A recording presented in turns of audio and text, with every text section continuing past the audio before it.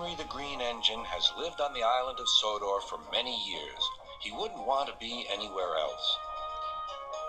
He likes every part of it, from the fields filled with flowers to the white sandy beaches.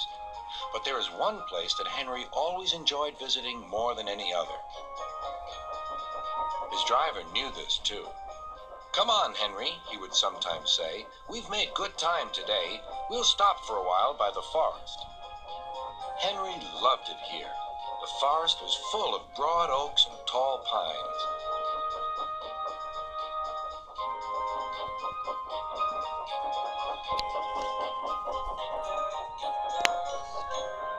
Henry could remember the day long ago when he and Toby brought some new trees to be planted, and Terence and Trevor helped haul them into place. Now he could see the trees growing amongst the others on the hillside. Henry always felt better for being here. He couldn't really explain why, but his driver understood. "It's peaceful," he said to Henry. But one night, everything changed.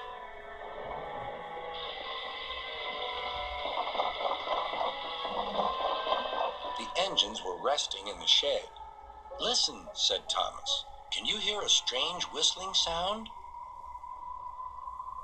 "It's the wind blowing outside our shed," replied Toby. "But I've never heard it like this before." "Do you know," added James, "if Gordon wasn't here now, I'd say it was him thundering by with the express." All the engines laughed, except Henry. "I hope the wind won't harm the forest." By morning, the fierce winds had gone, but the damage was done. Henry's driver came to see him in the yard. "Trees have fallen on the line," he said. "We must help clear the tracks." Donald set off with the breakdown train, and Henry followed. Trees lay everywhere. The hillside now looked so bare. Henry felt sad. "What will happen to all the animals who live here?" he thought.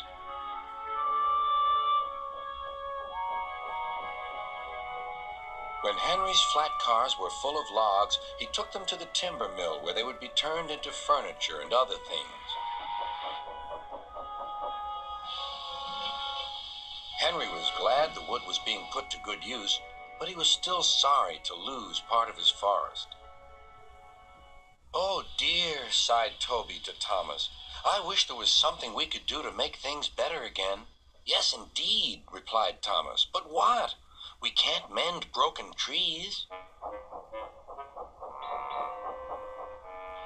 "Hello, Toby," said Sir Topham Hatt.